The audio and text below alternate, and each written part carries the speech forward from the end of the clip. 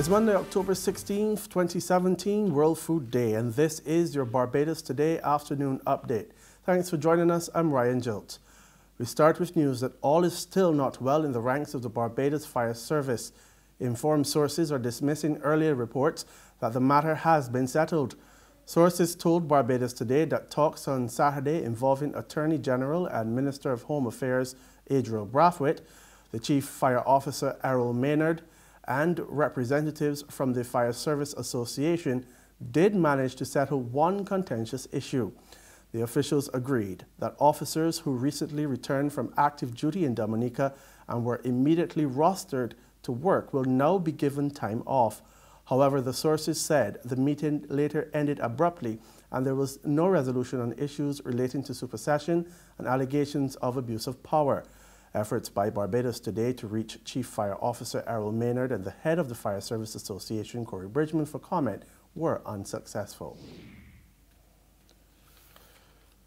Businesses in the city are under pressure to keep their doors open.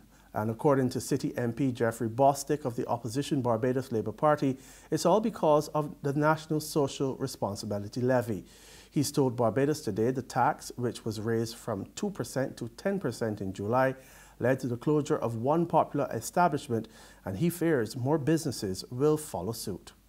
As you know, the city is a working class constituency, and all of the communities in the city are working class communities, working class people. And the significant increase in prices by about 25%. That has made an already serious situation even much more serious. And when you look at the situation where a number of people in the city of Bridgetown have micro businesses, small shops, vendors, barbers, hairdressers, people who sell food for a living, they too are feeling the effect because there's a fall off in clientele. And only last week or week before, Jammers Bar, for example, on Beckles Road, that used to be one of the best in the city of Bridgetown, that closed because of a serious fall off in clientele. And that is repeated in several areas throughout the city. On this World Food Day, the sub-regional coordinator of the Food and Agricultural Organization warns that Barbadians are eating themselves to death. Speaking this morning during a lecture at the Ministry of Agriculture in Graham Hall as part of activities marking today, Listra Fletcher-Paul also expressed concern that Barbadians were importing an alarming amount of unhealthy foods every year. Barbados consumes 87% of the food that we consume is coming from abroad, overseas. And that food is processed carbohydrates, it's high in sugar, high in fat, high in salt. You're literally eating yourselves to death. And so we must address this problem if we want to live a longer and healthier life.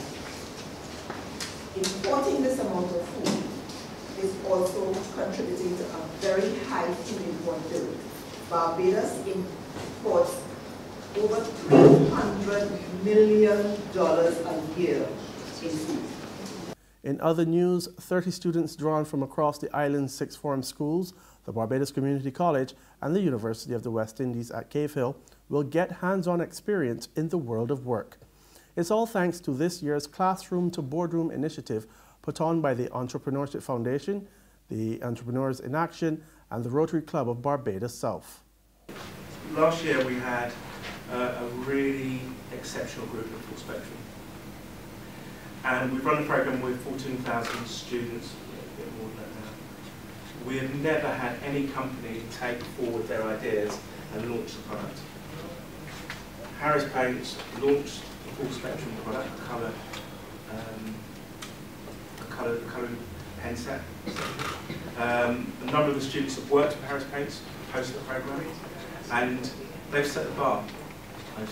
So I think that the Yellow Challenge is a very interesting challenge for a number of different reasons, and you have an opportunity to really shape your mark in Barbados.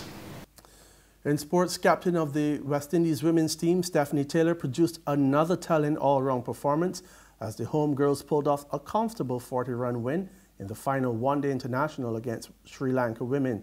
The match being played in Trinidad and Tobago on Sunday saw the Caribbean ladies taking a clean sweep of the three-day series. Both teams will now turn their attention to the three-match 2020 series, which starts in Antigua on Thursday. Sent in to bat at the Brian Lara Stadium, the Windies ladies were 182 for 8 off their 45 overs, with Taylor stroking a top score of 55. Opener Hayley Matthews was 41, and former captain Marissa Aguilera was unbeaten on 37.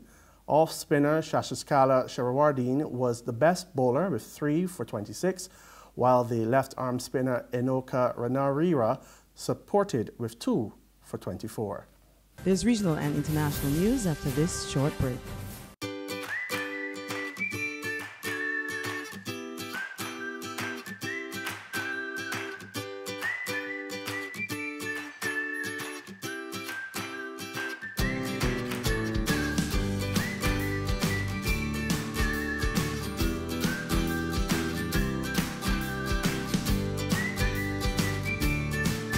Barbados Today, touching one community at a time. In Dominica, plans to reopen schools on the island today have been placed on hold. Confirmation of this from Prime Minister Roosevelt Scarrett, who says rains, which have been affecting the island since the start of the weekend, have forced authorities to shelve the resumption of classes. Meantime, PM Scarrett is downplaying criticism that the recovery process is dragging.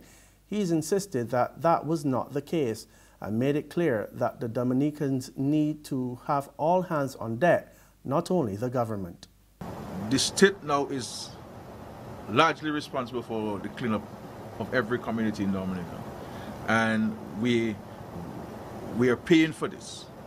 We will be paying for the cleanup.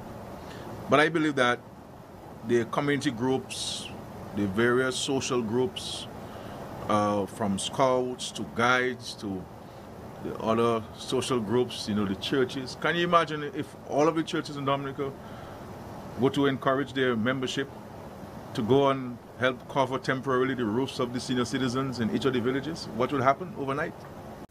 And on the international front, Venezuelan President Nicolas Maduro is celebrating a big win following Sunday's regional elections, while the opposition coalition is fuming. Electoral authorities in Venezuela say the ruling Socialist Party has won 17 of 23 state governorships in a crushing victory to the opposition's 6. President Nicolas Maduro hailed it as a victory for Chavismo, his party's brand of socialism named after former President Hugo Chavez. But the opposition Democratic Union Roundtable Coalition has refused to recognize the result and has demanded a complete audit. And that's news this afternoon, but for the very latest, check our website at www.barbadostoday.bb. You can also subscribe to our e-paper, email updates, and like us on Facebook. We're also on Izumi Media in bus terminals and Screenplay at supermarkets and gas stations near you. Or you can tune in to Mix 96.9 FM for more news. I'm Ryan Jilts. Glad you could join us.